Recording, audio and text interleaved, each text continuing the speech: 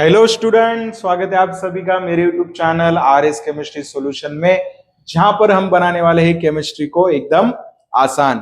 जैसे कि पहले वीडियो में हमने देखा था कि मैटर के दो प्यूरेस्ट फॉर्म होते हैं, एक होता है एलिमेंट्स तो दूसरा होता है कंपाउंड्स, और दोनों को रिप्रेजेंट करने के लिए हम केमिकल सिंबल और केमिकल फॉर्मूला का क्या करते हैं, यूज करते हैं। ठीक है, केमिकल सिंबल होता है एलिमेंट्स के लिए, तो केमिकल फॉर्मूला होता है कंपाउंड्स के लिए। तो ये सिंबल बनाए कैसे गए, सिंबल क्यों बनाए गए, तो इसका रीजन भी आज हम देखते हैं। जैसे कि मैंने आपको बताया था स्टूडेंट, आप यहां पर देख पाओगे कि जैसे कि मैंने आपको बताया था एलिमेंट क्या होता है। एलिमेंट जो होता है, तो एलिमेंट फंडामेंटल फॉर्म है मैटर का। फंडामेंटल मतलब क्या, ये इतना सिंपलेस्ट फॉर्म है स्टूडेंट कि अभी हम एलिमेंट्स को और फर्दर दूसरे सिंपलर सब्सटेंस में कन्वर्ट नहीं कर सकते।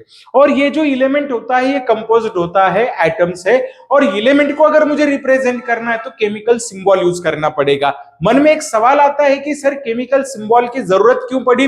क्योंकि बेटा अलग अलग रीजन में, अलग अलग कंट्रीज में, अलग अलग लैंग्वेज में एलिमेंट्स का अलग अलग नाम था, तो बहुत ज्यादा दिक्कत हो जाती थी इसको समझने में, इसको स्टडी करने में। इसीलिए इसको केमिकल सिंबल देना साइंटिस्ट को ठीक लगा और केमिकल सिंबल दिया गया। और केमिकल सिंबल देने के लिए एक पैटर्न स्टडी किया गया है, एक पैटर्न दिया गया है। आप यहां पर देख पाओगे कि कुछ एलिमेंट्स के यहां पर नाम लिखे गए और उसके आगे उसका सिंबल लिखा गया है। जैसे कि हाइड्रोजन का H लिखा है, कार्बन का क्या लिखा है C, ओके, सल्फर का क्या लिखा है S, सोडियम का क्या लिखा है Na। और आप पीरियोडिक टेबल में भी देख पाओगे जो शॉर्टर फॉर्म होते हैं पीरियोडिक टेबल के, सिंपलर फॉर्म होते हैं पीरियोडिक टेबल में, तो वहां पे एलिमेंट का पूरा नाम लिखने की बजाय क्या किया जाता है, तो उसके सिंबल लिखे जाते हैं। क्या लिखे जाते हैं? सिंबल।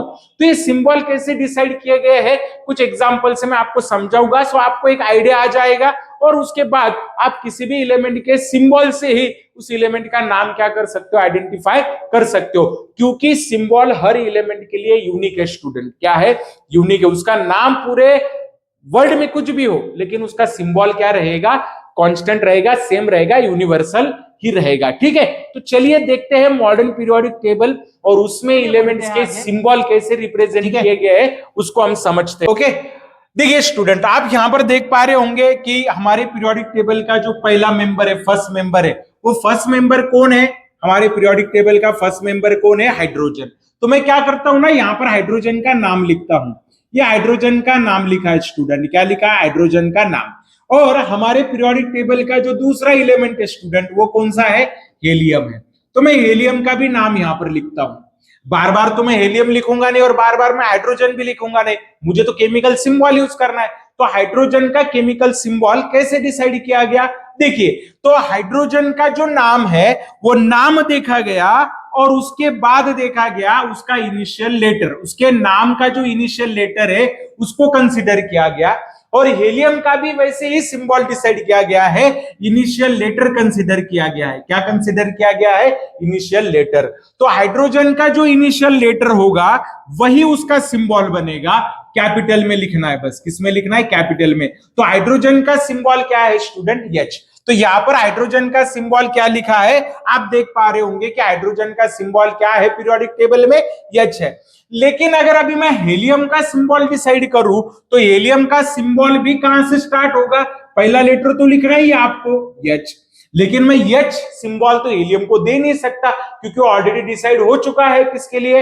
हाइड्रोजन के लिए। तो फिर मैं हेलियम का सिंबल कैसे डिसाइड करूं? तो हेलियम के नाम में कोई भी जो अल्फाबेट होगा उस अल्फाबेट को क्या करना है? स्मॉल में लिखना है। तो हेलियम के लिए जो अल्फाबेट सिलेक्ट किया गया वो कौन सा था? E। तो इसीलिए हेलियम का सिंबल क्या बना है स्टूडेंट? He। हीलियम का सिंबल क्या है? He।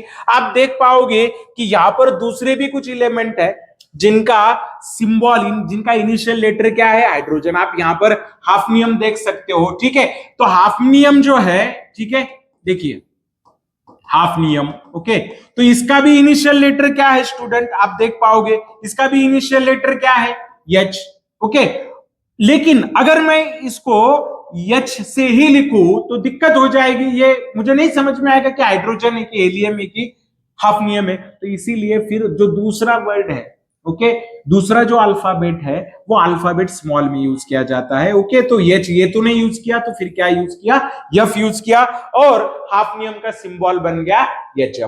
देख पा रहे हो आप, ठीक है। तो उसके बाद आप देख पाओगे यहां पर बहुत सारे एग्जाम्पल है हमारे पास। आप देख पाओगे कार्बन भी है, दिख रहा है आपको कार्बन।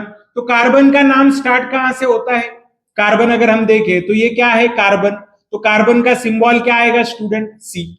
और उसके बाद तुरंत कैल्शियम भी है, क्या है कैल्शियम, तो कैल्शियम जो है, तो कैल्शियम का नाम है कैल्शियम, लिखा है हमने।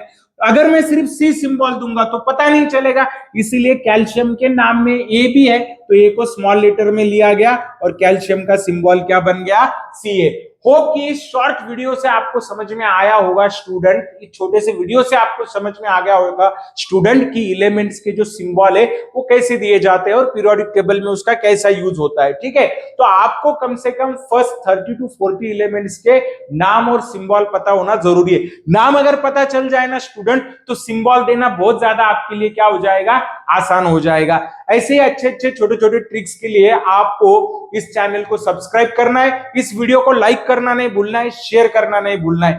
Thank you, bye bye.